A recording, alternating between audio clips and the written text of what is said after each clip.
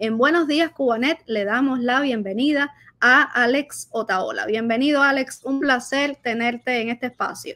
Gracias por la invitación a este nuevo espacio que han comenzado en Cubanet. De verdad, un placer hoy ser el entrevistado, Camila, de verdad. Gracias por tenerme en cuenta.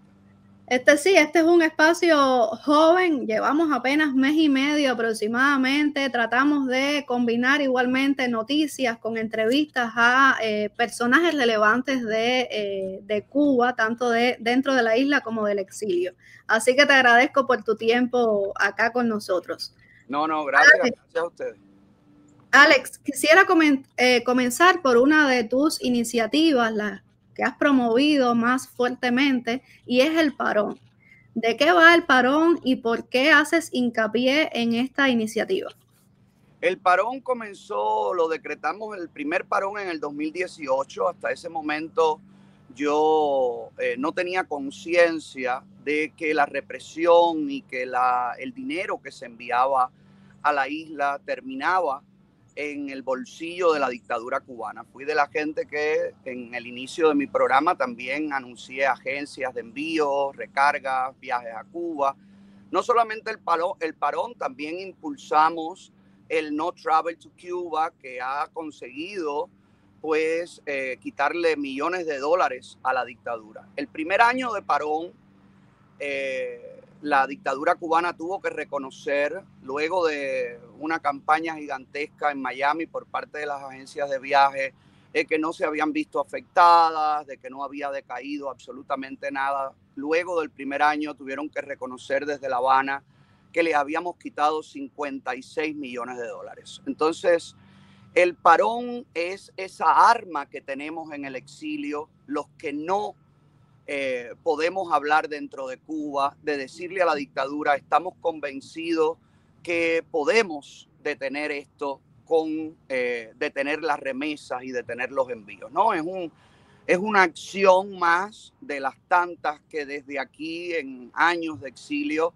han podido hacer los cubanos que aman la libertad, ¿no? Es eso, básicamente. Lo quieren vender como una iniciativa antifamilia o lo quieren vender como una iniciativa que atenta contra la parte humanitaria. Pero lo que aquí hay una realidad, quien atenta contra la humanidad total, quienes cometen crímenes de lesa humanidad es el Partido Comunista de Cuba contra su pueblo. Entonces, todo lo que podamos hacer que corte la manutención de esa represión, pues es algo que siempre vamos a sumar en nuestro favor. Esto ha marcado una evolución en tu forma de pensar, en tu trabajo también. Hablabas del tema de los viajes a Cuba. Y tú eres una persona de los cubanos del exilio que viajaba constantemente a Cuba. ¿Cómo ha sido esta transformación y por qué crees que sea importante promover esto también? Ya adelantabas algo, pero me gustaría insistir en esto porque forma parte también de los cuestionamientos que se te hace a ti como comunicador. Todo el tiempo. Yo viajé 11 veces a Cuba hasta el año 2015, ya hace 10 años que no viajo a Cuba. Y yo también formaba parte de los cubanos que no tenían la conciencia que viajar a Cuba o que alimentar con tu dinero a la dictadura cubana era alimentar el dolor del pueblo cubano, ¿no? Y me costó trabajo entenderlo. Mis viajes a Cuba siempre fueron familiares y los dos últimos viajes fueron, bueno, los dos antes del último, los dos penúltimos viajes fueron, el penúltimo y el antepenúltimo fueron por más razones de trabajo. Fui a hacer entrevistas en Cuba para el canal de televisión en el que trabajaba en ese momento, ¿no? Y el último viaje fue a enterrar a mi abuela, a despedirme de ella y a enterrarla. Camila, hay una inconsciencia muy grande. La gente cree que cuando decimos no viajes a Cuba, estamos hablando de que abandones a tu familia. Hoy mismo hay opciones de reencontrarte con tu familia en otros países, en poder darles una semana o más días de vacaciones, de poder compartir con ellos. Yo lo que aprendí de estos 11 viajes es que no vale la pena visitar el lugar donde te patearon, no vale la pena ir a un lugar donde no eres querido, donde siempre que te vas a quejar, por ejemplo, porque en mis viajes a Cuba yo tuve incidentes terribles dentro de las tiendas, por ejemplo, que había un maltrato o había una acusación injusta contra gente que estaba allí, y yo tenía este problema de incontinencia verbal que siempre, viviendo en Cuba y fuera de Cuba, me ha caracterizado, y es el no quedarme callado jamás. Entonces, lo fui aprendiendo y cuesta trabajo aprenderlo. Por eso es que lo insisto constantemente, porque sé que la gente que llega a Miami o que sale de Cuba recientemente lleva un proceso de sanación, de desintoxicación. Y yo lo que trato con mi mensaje, a veces bien entendido, a veces mal entendido, a veces bien dicho o a veces no dicho de la manera que la gente quiere escuchar, pues lo que trato es de abreviar ese periodo que a mí me costó varios años, bueno, pues abreviárselo a la gente y que se den cuenta que no vale la pena seguir alimentando el lugar donde tuviste que escapar, ¿no? Hablando de evolución, Alex, también fuiste demócrata. Y hoy estás en el grupo político, digámoslo así, contrario a toda esa política. Te declaras republicano, militas activamente en el Partido Republicano, según tengo entendido. ¿Cómo ocurrió esa evolución también? ¿Qué experiencia tuviste que te llevó a adoptar esa postura? Fue en cámara, ocurrió todo en el programa, en el transcurso del programa. Yo siendo demócrata, nunca fui de los demócratas complacidos, nunca fui de los demócratas carneros, ¿no? Que aplauden sin sentido. Siempre fui un demócrata crítico, un demócrata que no entendía por qué razón había que recurrir a la violencia o al caos para llevar un mensaje, o la manipulación de las minorías. Nunca me he sentido representado dentro de ninguna minoría, ni bajo ninguna bandera LGBT, ni ningún discurso de esto que hoy sabemos todos son agendas políticas, ¿no? Yo tampoco tenía conciencia de eso en aquel momento, pero cuando estaba en el programa al aire y di la noticia que Jill Biden, que en aquel momento había sido la esposa del vicepresidente, no era presidente todavía Biden, no, estaba comenzando el primer mandato de Trump, yo veo a Jill Biden aterrizando en La Habana y oigo que la agenda de Jill Biden era visitar hospitales y escuelas, dentro de esos en Camagüey, lugar donde yo nací, conozco muy bien, para traer a Estados Unidos, bueno, pues esa experiencia, y para agregar a Estados Unidos, pues los desarrollos que había conseguido el sistema de salud y educativo en Cuba. Ahí me di cuenta inmediatamente que yo estaba en el partido equivocado, y allí, en ese instante, hice mi quiebre. Y unos días después, pues públicamente anuncié que me había cambiado de partido político. Mucha gente critica eso porque creemos en la unidad monolítica, porque somos un pueblo que ha crecido con un único partido y la gente lo considera como un error o una traición. Se llama evolución. Tú lo hiciste, lo definiste de manera perfecta. Se llama darse cuenta que lo que has estado apoyando no representa tus valores, y tener la valentía de reconocerlo y de hacer el cambio. Yo creo que eso es algo que muchos tenemos que aprender todavía, ¿no? Los que no saben hacerlo, no saben procesarlo. Respecto a la política hacia Cuba, ¿qué expectativas te genera esta nueva administración de los Estados Unidos? Mira, aquí yo tengo todas las esperanzas, yo tengo toda la fuerza del universo puesta en esta administración. Yo creo que esta administración es la administración que va a llevar al cambio definitivo, que va a hacer el support, el apoyo necesario para que ese cambio, que no va a depender de Trump, ni va a depender de nosotros en Miami, va a depender del pueblo cubano dentro de la isla, con el apoyo de todos, con la colaboración de todos, todos metidos en esto, porque Cuba es de todos, pero son los cubanos, ustedes dentro de la isla, los que tienen que decidir el momento, la manera y la oportunidad para hacerlo. Por eso mi mensaje también es del despertar del cubano. No esperes más, hazlo ya. Es importante que se escuchen tus voces. Ahora, ¿qué me pasa también con la administración y con este periodo que estamos viviendo?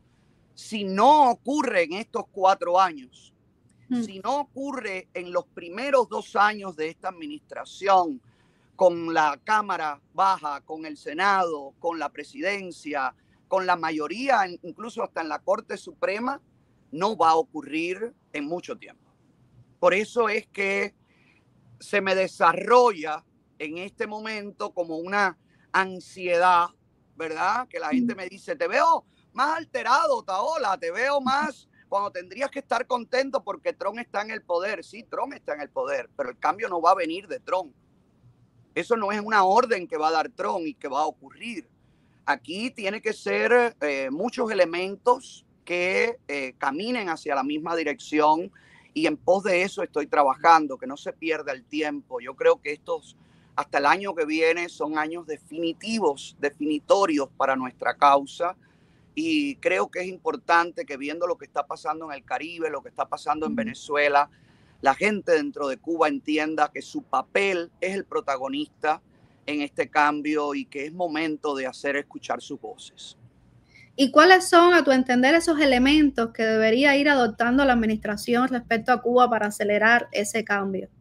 Bueno, ayer tuve una reunión con el congresista Jiménez y estuvimos hablando de esto y se lo conté a la gente en el programa y lo vengo defendiendo. Incluso fuimos a Washington el 28 de enero de este año, comenzando la administración, para hacernos sentir, para hacernos notar. Y creo que se logró el objetivo de esa manifestación, porque en Washington están conscientes de esto que voy a decirte. Yo creo que el paso número 1 es lo que vemos que ha estado ocurriendo con Venezuela. Y te digo más, creo que nuestra manifestación del 28 de enero consiguió también que encontraran un camino cómo tratar al régimen de Venezuela. Y me refiero a declarar a Cuba como un peligro para la seguridad nacional de Estados Unidos, porque lo es, porque tiene bases espías chinas allí funcionando 24/7 en función de Estados Unidos, porque tienen pactos con Rusia, tienen colaboración con Rusia, envían soldados a Rusia, porque hay bases rusas dentro de Cuba y porque está latente el antiamericanismo ruso todo el tiempo también, ¿no? Yo creo que los lazos con Irán también pone a Cuba en una diana perfecta para que se declare como peligro para la seguridad nacional de Estados Unidos. Y el próximo paso que le pido a la administración es algo que también ha ocurrido con el régimen de Maduro, y es convertir, catalogar. Te decía que el próximo paso, y que creo que fue también el que tomaron con la dictadura de Maduro, es el declarar al PCC como una entidad terrorista, una organización terrorista en el hemisferio. Las pruebas son miles. El PCC viene del movimiento 26 de julio, donde pusieron bombas, la noche de las 100 bombas, donde hicieron atentados, ejecuciones, fusilamientos. O sea, las pruebas están en la historia, incluso reconocidos por en las propias. Pero además ejercen terrorismo de Estado contra también, su población.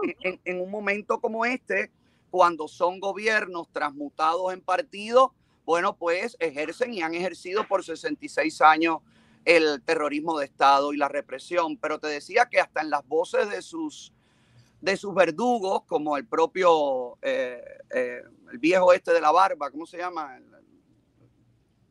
Ay, Dios mío. Raúl Castro. No, Raúl, no se me olvida el nombre, el otro, el sanguinario. El del chivito de toda la vida.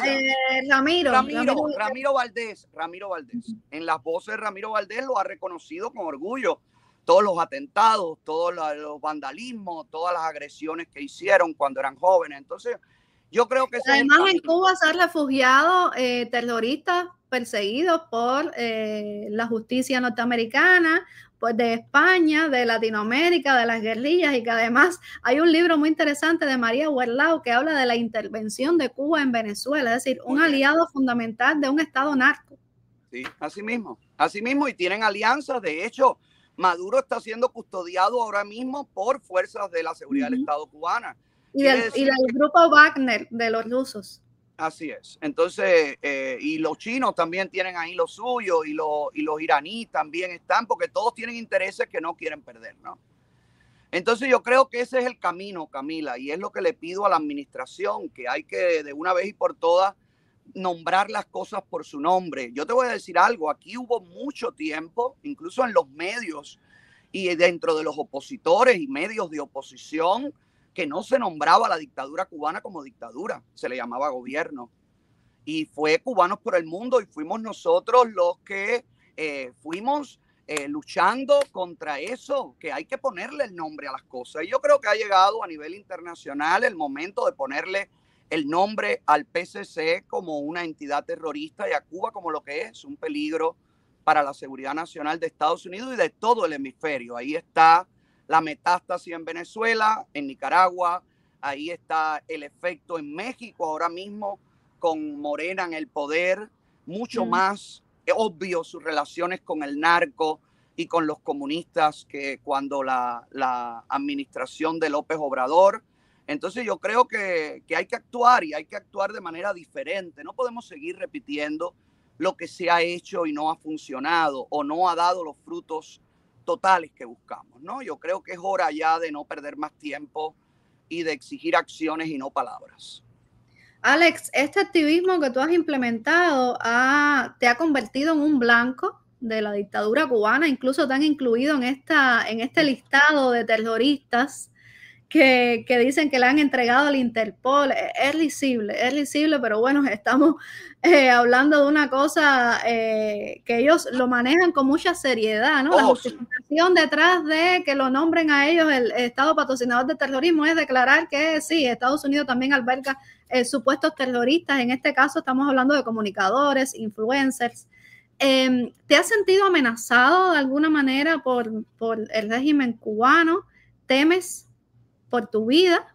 Yo estoy amenazado siempre, por eso es que tengo seguridad personal 24 horas, mi propiedad está custodiada todo el tiempo, tengo línea directa con agencias de seguridad para en caso de requerirlo. Sí, yo he recibido múltiples amenazas. Lo último, y creo que menos agresivo, fue la inclusión de mi nombre en la lista de terroristas internos dentro de Cuba. Yo nunca he matado una mosca. Y a eso me da, por supuesto, me da la posibilidad de, desde la posición en la que ellos me han puesto, poderme comparar con ellos, ¿no? Y decir, bueno, ¿cuántas bombas han puesto ustedes para llegar al poder? ¿Cuántos fusilados? ¿Cuántas familias divididas? ¿Cuántos presos políticos? ¿Y cuánta gente sufre ahora mismo por los actos terroristas que dicen ustedes que yo he cometido? Ahí está la evidencia, ¿no? Ellos dan patadas de ahogados todo el tiempo porque también están acostumbrados a que la respuesta ha sido tibia. En la época de Mascanosa había un poco más de respuestas a la altura, pero durante mucho tiempo el exilio se ha enfriado, las organizaciones perdieron conexión con la gente dentro de Cuba y esa respuesta a los ataques de la dictadura, a los opositores y periodistas independientes y voces que los denuncian se convirtieron en reacciones muchas más tibias. Conmigo han tenido que chuparse el caramelito hasta el palito, como yo digo, y además ya estoy haciendo reclamos en los foros internacionales porque yo planeo llevar mi defensa, porque la intención de la dictadura con esta inclusión de mi nombre en la lista es limitar mi posibilidad de movimiento. Ellos saben que ni Estados Unidos me va a considerar un terrorista porque no lo soy. Ellos saben que no va a haber extradición posible porque soy ciudadano americano y porque no absolutamente nada tengo que ver con la mugre en la que ellos tratan de sumir a todo el pueblo y lo tienen controlado. Yo planeo llevar esto a todo foro internacional. Estoy en las gestiones para varios de ellos ahora mismo en Europa y en Estados Unidos, porque es la oportunidad perfecta. Ellos me han abierto la puerta a estos escenarios que hasta el momento yo no había podido pisar, ¿no? Y con esta entrega de mi nombre a las Naciones Unidas, bueno, pues me llevan obligatoriamente y llevan a las Naciones Unidas a tenerme que dar la réplica, el derecho a réplica que todos tenemos, menos en Cuba. El mundo entero, el mundo normal funciona de manera diferente. Entonces, lo que quizás me están haciendo es un favor, porque con la intención de limitar mis movimientos y que yo no pueda volver a Europa, por ejemplo, como tengo planificado y que voy a hacer a finales de este año para reunirme con los cubanos allá, para llamar al cierre total, al parón total también desde Europa. Bueno, pues esto es lo que me han facilitado la puerta de entrada a la comunidad europea, a la OEA, a la ONU y a todos los foros internacionales, y van a tener que responder. Alex, ¿cómo valoras el panorama actual dentro de la isla? ¿Crees que estemos cerca o más cerca de lograr la libertad? ¿Qué faltaría o qué hace falta para acelerar ese cambio? Ya, sí, eso pasa también. Vamos, ya estamos terminando para no robarte mucho tiempo. No, perdona, porque ha sido una entrevista súper fracturada. Perdona, Camila. No te preocupes, cosas que pasan en vivo y los seguidores tuyos y de Cubanet saben que eso es normal, pero aquí estamos. Alex, te preguntaba antes de que se te cayera la conexión, ¿cómo valoras el contexto cubano actual dentro de la isla? ¿Crees que estemos más cerca de la libertad? ¿Y qué nos faltaría? ¿Qué nos va faltando como pueblo para alcanzar definitivamente esa libertad? Camila, yo creo que estamos en un momento perfecto. Yo creo que el pueblo cubano está listo para reconocer por lo mal que ha apostado. Yo creo que hay una conciencia nacional de que las cosas están mal, de quiénes son los culpables, aunque la gente no tenga el valor de reconocerlo públicamente. Yo creo que después del 11 de julio fue un rompimiento del compromiso ese que la dictadura le trata de vender al mundo libre, de que tiene el pueblo cubano con ellos, ¿no? Ese agradecimiento, se rompió la máscara, se cayó esa imagen falsa que ellos han tratado de vender. Pero ¿qué pasa en este momento, según mi visión, con el pueblo cubano? No valora la fuerza real que tiene. El pueblo cubano está desarmado, no tiene armas de fuego, pero sí tiene una mayoría absoluta en miseria total que pueden utilizar como arma. Sí, el propio miedo puede convertirse también en un arma contra la dictadura. Yo creo que la conciencia nacional de lo fuerte que son y lo importante que actúen todos rumbo al mismo objetivo. Yo no hablo de unidad, yo no soy de las personas que utiliza la unidad como una palabra que va a definir el triunfo de esta lucha. Yo hablo de la unidad de propósito. El que tú y yo pensemos diferente, veamos las cosas diferentes, lo haríamos de manera diferente cada uno, tenemos un mismo objetivo, el ser libre. El no permitir que se nos sigan muriendo nuestros hijos, el no permitir tener que terminar nuestros días como un animal malherido, lamiéndose las heridas en una cama infectada, en un hospital, el no tener un basurero en la puerta de tu casa. Yo creo que el pueblo cubano tiene que arrancarse, extirparse de una vez y por todas la resignación. Yo creo que es algo que nos ha hecho demasiado daño y es algo que la dictadura alimenta constantemente, ¿no? No hay nada que hacer, ustedes no pueden hacer nada. De hecho, tú que has tenido los enfrentamientos con la seguridad del Estado, puedes dejarme mentir o no. Ellos enseguida tratan de desanimarte, tratan de decirte, usted no va a conseguir nada, ustedes están solo aquí con el 11 de julio, los presos políticos, los que se fueron, los que ellos sacaron a la fuerza. El mensaje es el mismo siempre, pero ustedes ¿qué son? Un palo no hace monte. Si lo hicieran todo, a lo mejor hasta nosotros los apoyábamos, pero eso no va a pasar. Entonces esa línea de tortura psicológica es la que el pueblo cubano tiene que darse cuenta que no es una realidad, que no es cierto, que esto se puede cambiar con el pueblo cubano entero diciendo, mira, ¿sabes qué? Te tengo miedo, sí te tengo miedo, No quiero ir preso, no quiero ir preso, no quiero que te la cojas con mi familia, no quiero que te la cojas con mi familia, pero con esta misma fuerza que te estoy diciendo todo esto, te estoy diciendo también que no quiero seguir bajo tu mando. No sirves, son ineptos, han tenido 66 años jineteándole a todos los países del mundo para hacerlo bien y no han hecho absolutamente otra cosa que no sea matar al pueblo cubano, destruir la cubanidad, destruir la raza, destruir los valores, destruir la nación que somos. Entonces es momento de decirle a la dictadura mirándole a los ojos, no queremos que ustedes sigan en control, basta.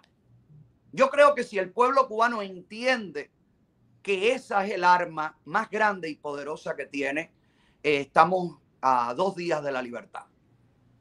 Alex, te agradezco mucho por este intercambio pese a las intermitencias en la comunicación. Perdona. La próxima te No hay juro que va a problema. ser face to face en Cuba Libre. Sí, ojalá. O que algún día me dejen viajar, porque yo estoy regulada, no me dejan viajar, me tienen castigada por portarme mal, pero seguiré portarme mal porque no me interesa. Yo soy feliz haciendo este tipo de trabajo también. Te agradezco a ti por el apoyo también que has expresado en varios momentos a mi trabajo. Los cuestionamientos también se agradecen. Aunque no coincidamos en algunos puntos de vista, pero yo promuevo el debate, porque de eso se trata la democracia también, la diferencia de criterios, y esa es la Cuba que todos queremos. Gracias, Alex. Esperemos que esta no sea la última invitación acá en el programa. Claro que no. Cada vez que crean que puedo aportar algo a ustedes y al debate, bueno, pues aquí estoy para ustedes. Un abrazo, Alex. Gracias, un abrazo para ti, para toda la gente en Cuba. Viva Cuba Libre, señores. Es ahora o nunca. No duden que todos ustedes son invencibles. No tenemos que pensar igual. No tenemos que ver las cosas iguales. No tenemos que decir las cosas de manera igual. Tenemos que querer todos lo mismo y todos los queremos ser libres. Así que estamos cada vez más cerca. Convénzanse de eso. Gracias, Alex. Gracias. Era Alex Otaola acá en este espacio. Buenos días, Cubanet. Gracias a todos por la sintonía, por dejarnos su comentario en este espacio. De esta manera yo me despido. Recuerden, nos vemos la próxima semana en Buenos días, Cubanet. Recibe las noticias en tu celular. En WhatsApp, envía la palabra Cuba al número 5255-4503-8331.